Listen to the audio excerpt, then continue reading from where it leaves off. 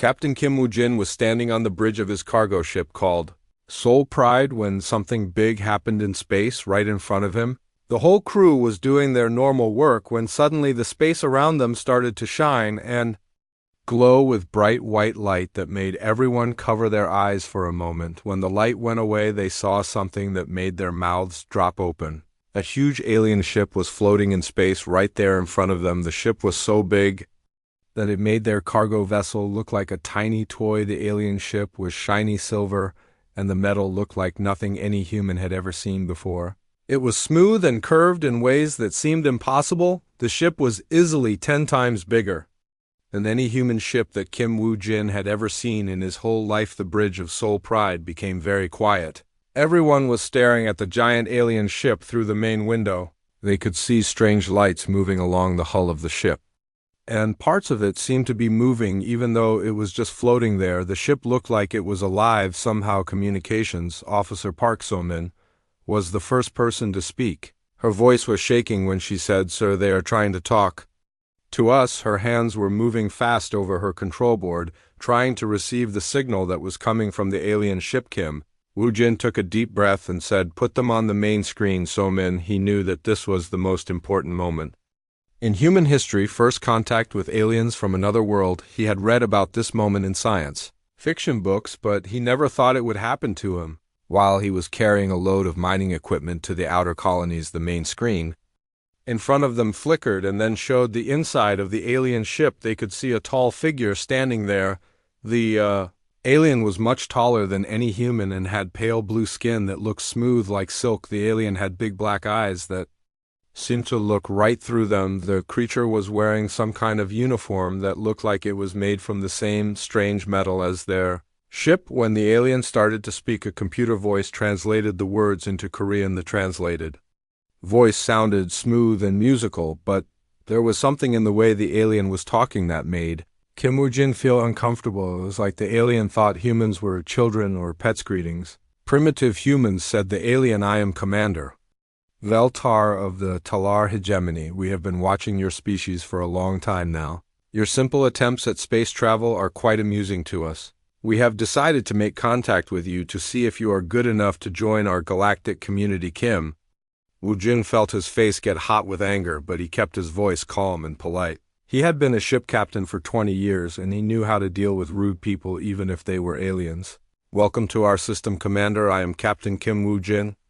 Thank you for your interest in our species." The alien commander looked surprised that Kim was not scared or impressed. Commander Veltar moved closer to the screen, and his big black eyes seemed to get even bigger. "You do not seem to understand what you are looking at, Captain. Perhaps you do not know how advanced we are compared to you. This ship that I command has enough weapons to turn your entire planet into space dust. We could destroy every human city in less than 1 hour." Other crew members on the bridge started to look worried. They were all looking at their captain to see what he would do. Park So-min was gripping her control station so hard that her knuckles were white. Engineer Lee Dong-ho was standing by the engine controls ready to run away if the captain gave the order, but Kim Woo-jin just smiled politely at the alien commander. "I am sure your ship is very impressive, Commander. Would you like to travel to Earth so we can have proper diplomatic talks there, Commander Vel?" Tar looked even more surprised. He had expected the humans to be afraid or to beg for mercy instead. This human captain was talking to him like they were equals. The alien commander did not like this at all. "Your planet is called Earth," he said. "We know about it. We have been studying you for many years, watching your wars and your primitive technology." "Yes, that is right," said Kim Woo-jin. "Earth is our home world. We would be happy to show you around if you want to visit." The alien commander was getting frustrated. "Why are you not afraid of us?" he asked. "Do you not understand that we could kill everyone on your ship right now with just one shot from our smallest weapon?" Kim Woo-jin shrugged his shoulders like it was not important. "Of course you could, Commander, but you came here to talk, not to fight, so let us talk." Behind the alien commander, they could see other aliens moving around. They all looked similar with blue skin and big black eyes. They were all wearing the same type of uniform. The ship they were on looked very advanced, with smooth walls and strange lights everywhere. Commander Veltar turned to talk to one of his officers in their alien language. Even though the translator was not working for their private conversation, The humans could tell that the aliens were confused. They had expected the humans to be more scared after talking to his officer commander. Veltar turned back to face the screen. "Very well, Captain Kim, we will come to your Earth, but you should know that we will be bringing more ships with us. We want your people to understand exactly who they are dealing with." "That sounds good," said Kim Woo-jin. "We will send you the coordinates for Earth and arrange for you to meet with our leaders, the alien." Commander nodded slowly, but he still looked confused. This was not going the way he had planned when other species saw Talar ships for the first time. They usually surrendered immediately or begged for mercy, but these humans were acting like meeting aliens was just another normal day. "We will arrive at your Earth in 3 of your days," said Commander Veltar. "Make sure your leaders are ready to discuss the terms of your surrender." Kim Woo-jin kept smiling. "I will let them know you are coming, Commander." The screen went black and the alien ship moved away from Seoul Pride. As soon as they were alone, Park So-min turned to her captain. "Sir, should we warn Earth about what is coming?" Kim Woo-jin was still looking at the space where the alien ship had been. "Oh yes," he said, "we should definitely let them know, but I think our new alien friends are going to get a big surprise when they reach Earth." The crew looked at each other, wondering what their captain meant, but Kim Woo-jin just went back to his captain chair and started making a call to Earth Defense Command. He had a feeling that the next few days were going to be very interesting. 3 days passed and Commander Veltar came back to Earth, but this time he was not alone. 6 giant alien warships came out of hyperspace near Earth Moon. The ships were all the same size as the first one, and they looked even more dangerous. Each ship had huge weapons sticking out from their hulls, and the weapons were glowing with energy that made space around them shimmer and bend. And Admiral Lee Young was watching everything from Luna Base, which was a human military station built inside Earth Moon. She had been waiting for this moment for 3 days, and now it was finally happening. The alien ships moved into position around the moon like they were getting ready for a battle. Their weapons were all pointing toward Earth, and the message was very clear. "The aliens want us to be scared," thought Admiral Lee as she watched the alien ships through the base windows. "But they do not know what we have been building up here." Colonel Yoon Tae-ho was standing next to the Admiral, and he looked very worried. "Ma'am," he whispered, "should we call our fleet and tell them to come help us?" Admiral Lee shook her head slowly. "Not yet, Colonel. Let them have their fun for now." The biggest alien ship, Commander Veltar, was getting ready to talk to all the leaders of Earth. He had set up a special communication system that would let him talk to everyone on the planet at the same time. He wanted every human to see how powerful the Talar were, and he wanted them to understand that fighting back was impossible. The United Nations building in New York was full of people from every country on Earth. All the presidents and prime ministers and kings were sitting in their seats waiting to hear what the alien commander had to say. They all looked calm, but inside they were probably very nervous because no one had ever been in a situation like this before. Commander Veltar image appeared on a giant screen above everyone in the United Nations building. He looked even more scary than before because now he was wearing what looked like battle armor. His big black eyes were staring down at all the human leaders like they were insects. "People of Earth," he said in his translated voice, "you have now seen just a small part of our power. We destroyed some of your asteroids to show you what our weapons can do. Your weapons are still using chemical explosives and simple nuclear bombs. Our technology is so far ahead of yours that you cannot even understand how it works." While he was talking, the screens around the United Nations building showed videos of the alien weapons firing. The energy beams were so bright that they hurt to look at, and when they hit the asteroids, the rocks just disappeared in flashes of light. The demonstration was meant to scare the humans and make them give up without fighting. "We are giving you one choice," continued Commander Veltar. "You can surrender to the Talar hegemony and become one of our protected planets, or you can try to fight us and watch your planet burn. Either way, we will control this system, but if you surrender now, we will let most of you live." All the human leaders were looking at each other, wondering what they should do. Some of them looked scared and some of them looked angry, but none of them stood up to answer the alien commander. Finally, Secretary General and Ji-hai stood up from her seat. She was a small woman, but she had a strong voice that carried through the whole building. "Commander Veltar," she said, "we thank you for your demonstration. It was very impressive. However, we would like to show you some of our own technology before we make any big decisions." Would you be willing to come with a small group to see one of our space facilities? Commander Veltar looked surprised. He had expected the humans to surrender immediately or to start begging for mercy instead. This human woman was asking him to look at their primitive technology, like it was something important. The other aliens on his ship were also surprised. They started talking to each other in their own language, wondering why the humans were not acting scared. The Talar had conquered dozens of planets, and it always happened the same way. They showed their power, and the other species gave up right away, but these humans were different. They were not running away or crying or asking for help. They were just sitting there calmly, like meeting aliens was something that happened every day, Commander. Veltar was getting frustrated, but he was also curious. What could these primitive humans possibly have that would be worth looking at? Their technology was thousands of years behind Talar science. Their biggest ships were tiny and their weapons were weak. Very well, he said finally, but this will be quick. I do not have time to waste looking at your simple machines. My patience with your primitive behavior is running out. Secretary General and smiled and nodded. Thank you, Commander. We will send coordinates for the meeting place and arrange transportation for you and your officers. After the communication ended, the human leaders started talking among themselves.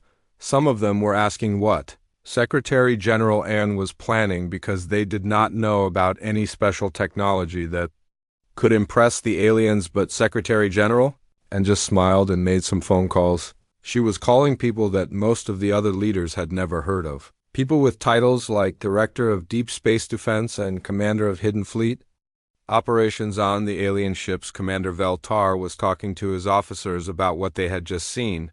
The humans are acting strange, he said. Most species beg for mercy by now or try to run away. But these humans want to show us their technology. One of his officers said, maybe they have some kind of secret weapon that we have not detected yet, Commander. Veltar laughed. That is impossible. Our sensors would have found anything dangerous. We have been watching this planet for years. Their most advanced ships barely leave their solar system, and their weapons could not damage our shields even if they tried for 100 years. But even as he said this, Commander Veltar felt a small worry in the back of his mind. There was something about the way the humans were acting that did not make sense. They were too calm, too confident for a species that was about to be conquered tomorrow. He would go see whatever primitive technology the humans wanted to show him, and then this would all be over. The humans would surrender, and the Talar would add another planet to their empire, just like always.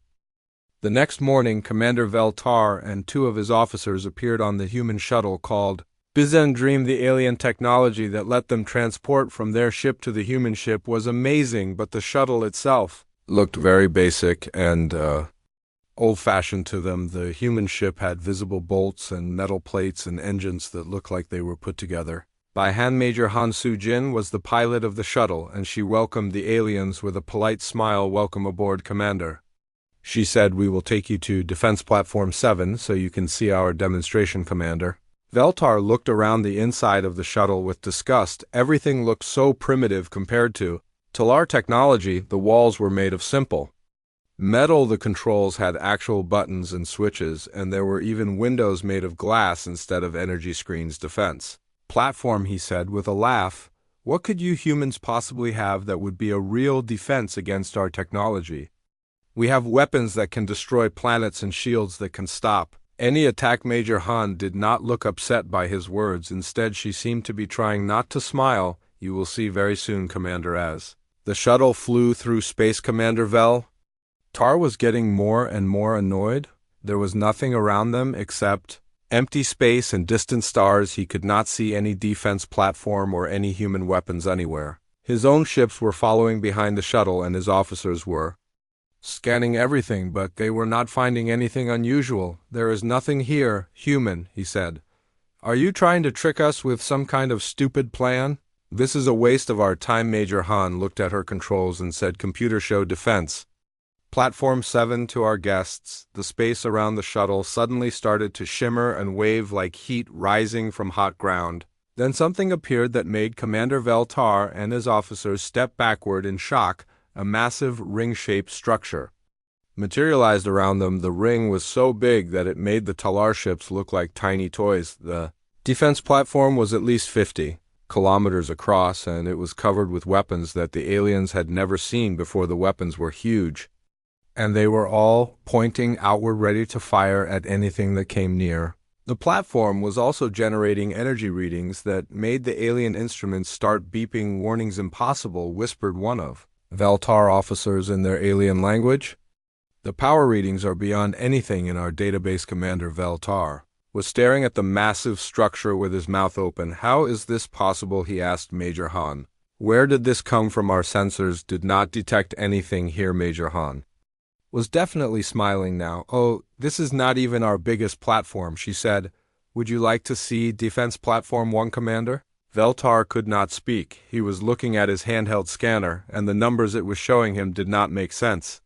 The platform was generating more power than some entire star systems. The weapons on it looked like they could destroy his whole fleet without any trouble. But how he finally managed to say, "We have been watching your planet for years. We know what technology you have. This should not be possible." Major Han shrugged like it was not important. "We have been building these platforms for about 60 years, ever since we figured out how to travel faster than light.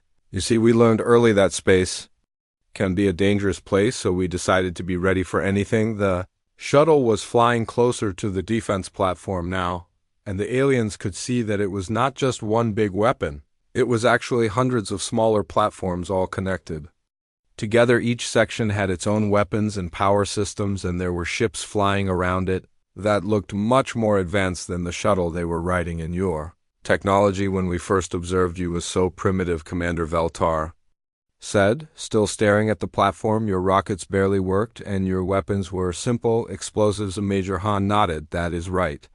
We wanted people to think that we let you see what we wanted you to see while we were building all this." She pointed to her control screen, which was now showing contacts all over the solar system, hundreds of defense platforms, patrol ships, and weapon systems that had been invisible until now.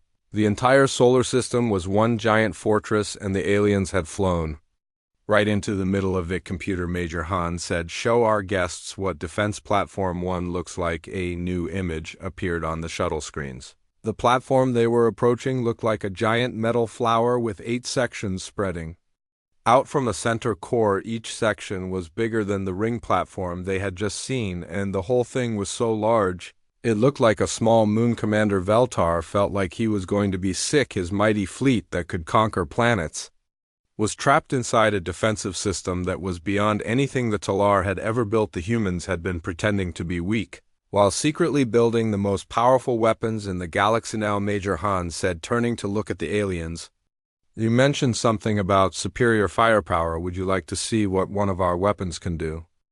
1 hour later, the shuttle was approaching Defense Platform 1, and Commander Veltar had stopped talking completely. His instruments were showing readings that his mind could not accept. The platform in front of them was shaped like a massive flower with 8 sections spreading out from the center. Each section was bigger than his entire fleet put together. The whole structure was so huge that it blocked out the stars behind it. When the shuttle got closer, they could see that each petal of the flower was actually a separate weapons platform with its own power systems and defensive shields. The center core was spinning slowly, and energy was flowing between all the sections like lightning. "How?"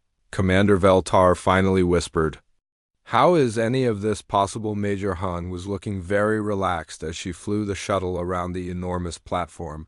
"We have been building these for about 60 years, she said, like she was talking about the weather. "Ever since we figured out faster than light travel, we knew that we needed to be ready for visitors, but the energy requirements alone," one of the alien officers said. "The materials, the engineering, the power sources. Where did you get the technology to build something like this, Major?"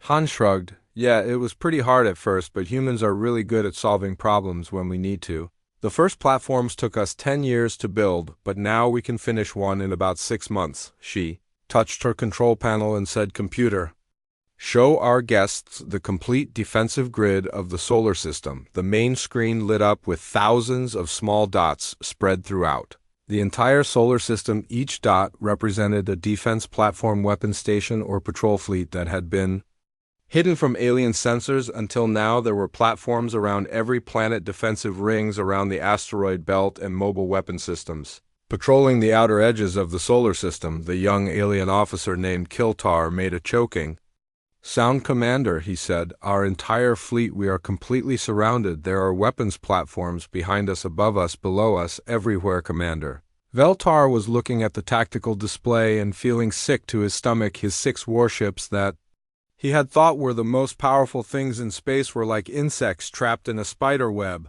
The humans had built a defensive system that could destroy 100 fleets like his without any trouble. Major Han was still talking in her calm, friendly voice now. She said, "You mentioned something earlier about having superior firepower. I think it would be fair to show you what our weapons can actually do. Would you like a demonstration before, Commander?"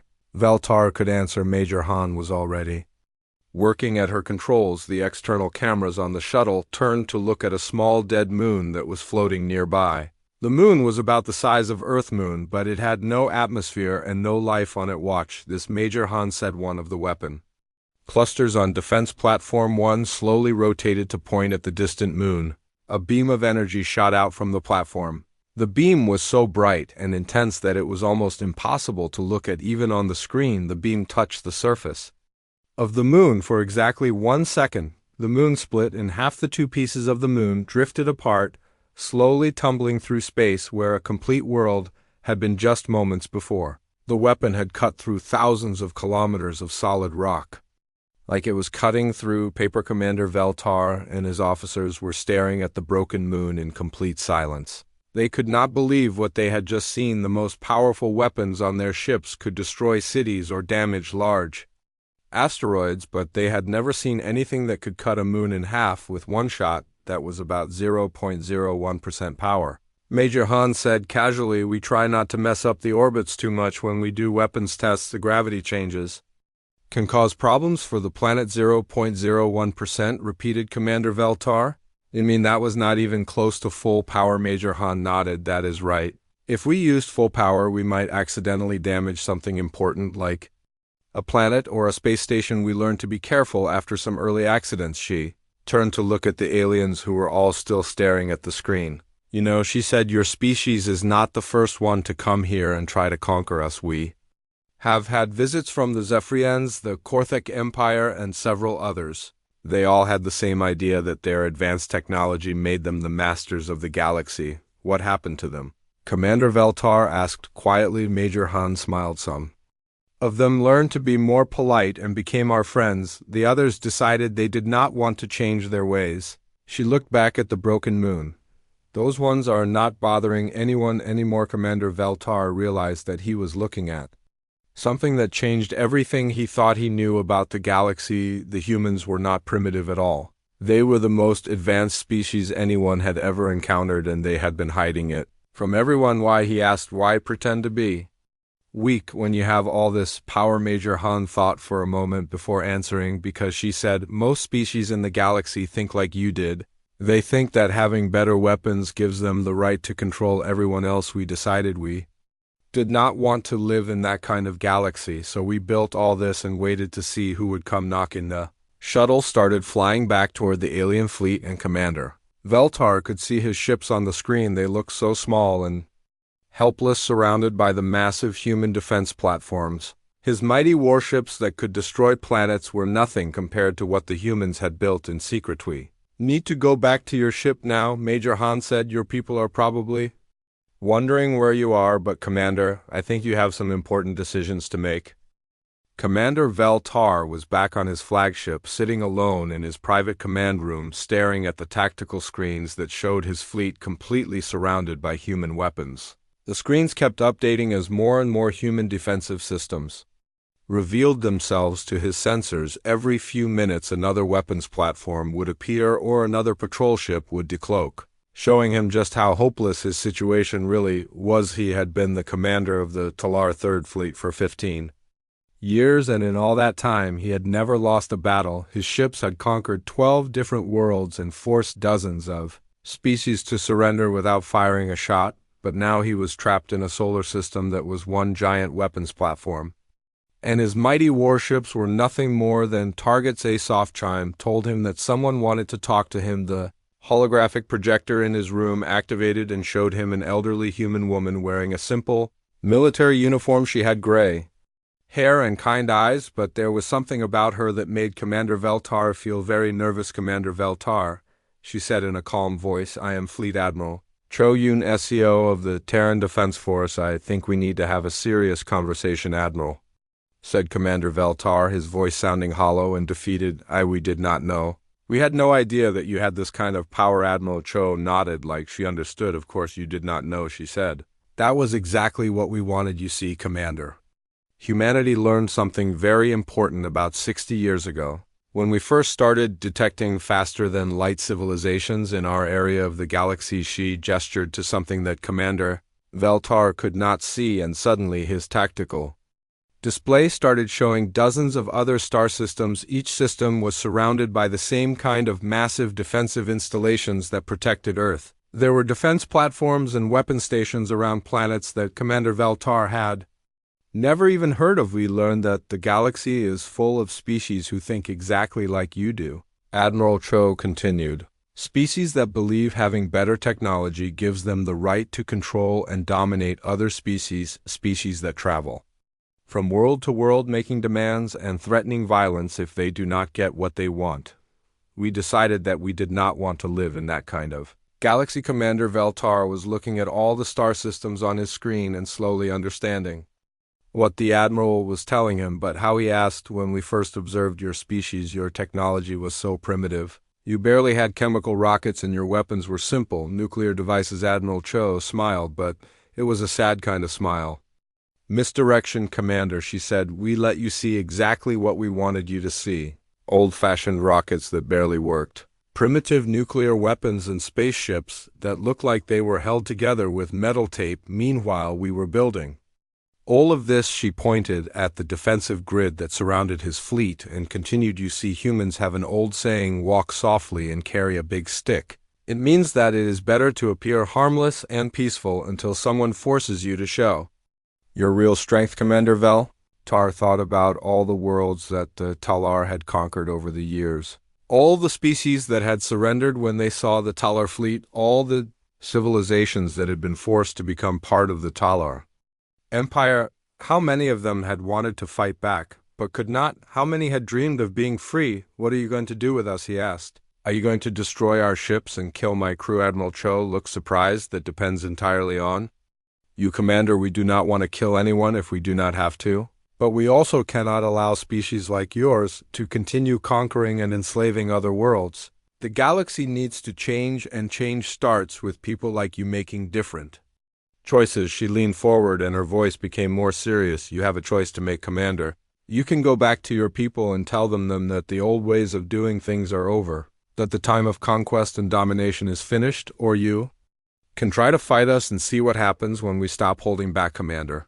Veltar looked at his tactical screens again, at the thousands of human weapons that surrounded his small fleet. He thought about the moon that had been cut in half with one shot from a weapon that was barely powered up. He thought about defense platform, one with its 8 massive weapon sections, each one bigger than his entire fleet. What would you have us do, he asked. Admiral Cho smiled, and this time it was a warm, friendly smile. We want you to help us build something better, she said. A galactic community based on cooperation instead of conquest. A place where species help each other grow and learn instead of fighting over who gets to be in charge. But what about the other species that will not want to change? Commander Veltar asked.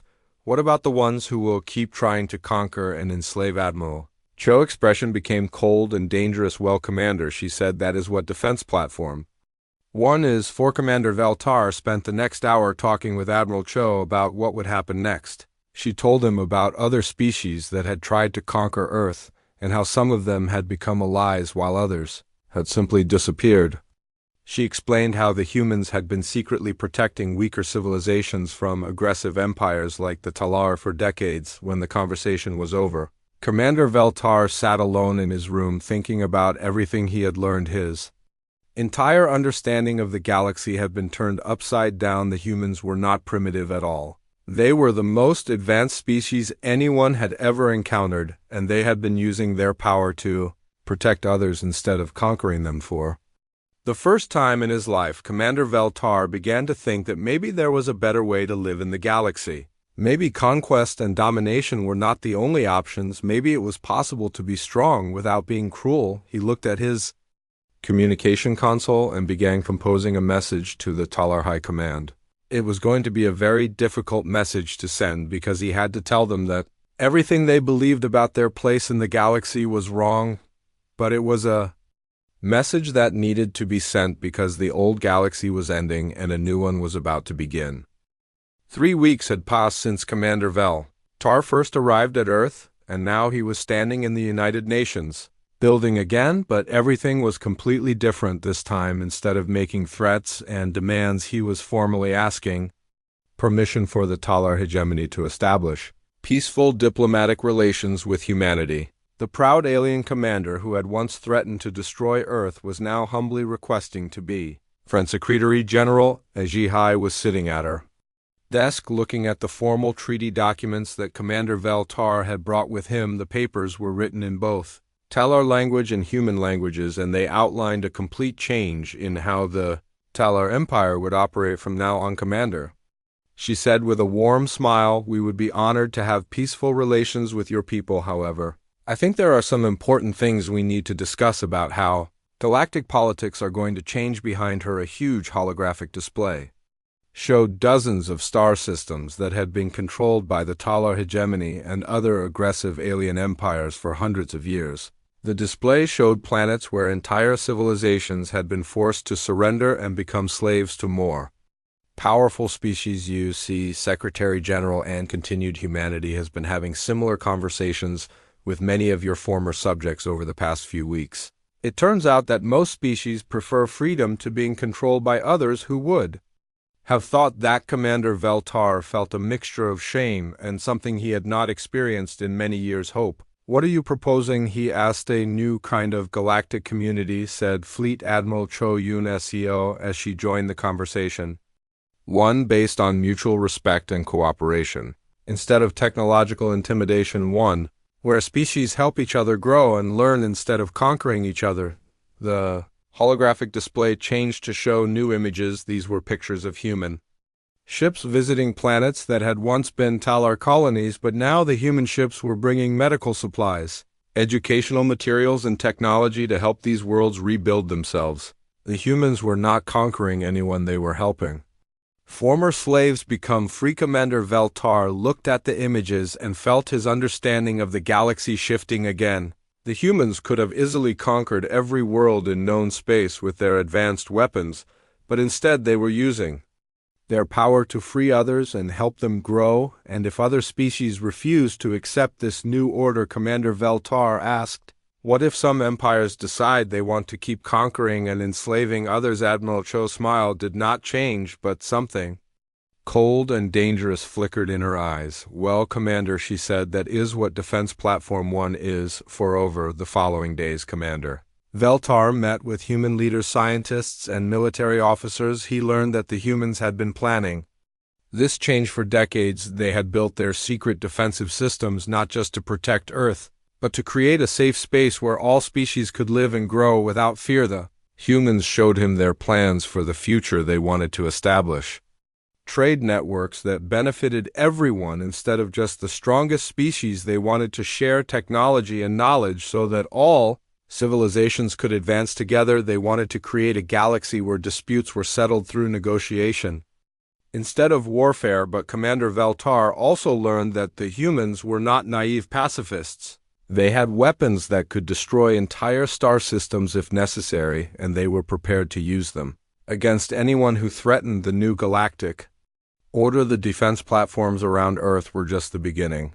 The humans had been building similar installations around dozens of other worlds, creating a network of protected systems that aggressive empires could not touch. As Commander Vel Tar prepared to return to his homeworld with humanity offer of alliance, he thought about how completely his life had changed. When he first arrived at Earth, he had been a proud conqueror representing one of the most powerful empires in the galaxy. Now he was going home as an ambassador for peace, carrying a message that would change Talar society forever. The other members of his crew had also been changed by what they had seen. Engineer Kil Tar, who had once been proud of Talar military might, now spent his time studying human technology and learning about their peaceful philosophy.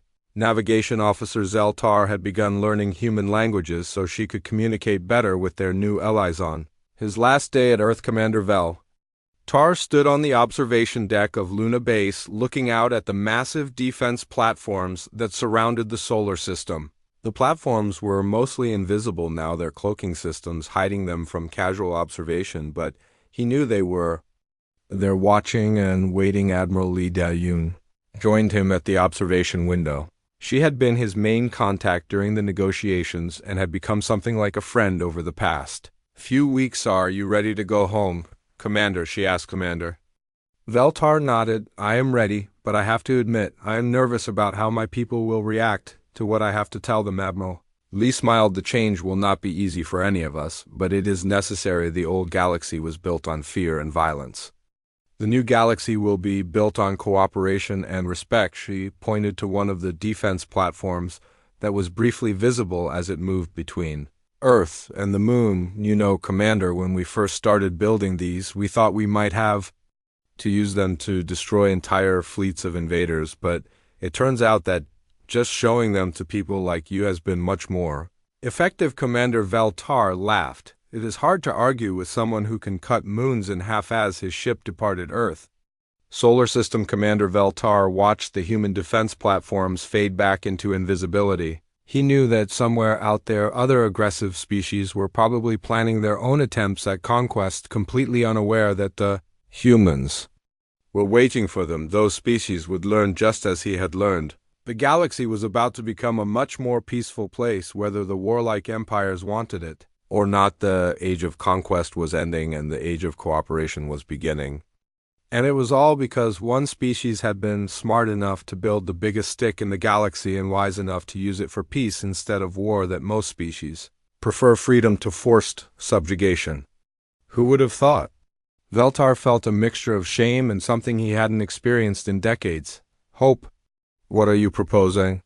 A new kind of galactic community, Admiral Cho said, joining the conversation. One based on mutual respect rather than technological intimidation. One where species help each other grow rather than conquering each other. And if other species refuse to accept this new order? Veltar asked. The Meryl's smile didn't waver, but something cold flickered in her eyes. Well, Commander, that's what Defense Platform 1 is for.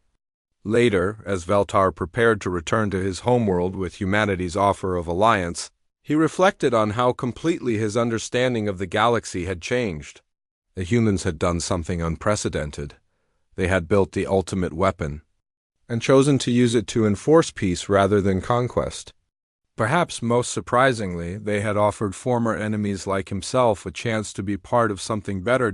As his ship departed Earth system, Veltar watched the massive human defense platforms fade into invisibility once again. Somewhere out there, other aggressive species were probably planning their own attempts at conquest, completely unaware of what humanity had built in the shadows. They would learn, just as he had. The galaxy was about to become a much more peaceful place, whether it wanted to or not.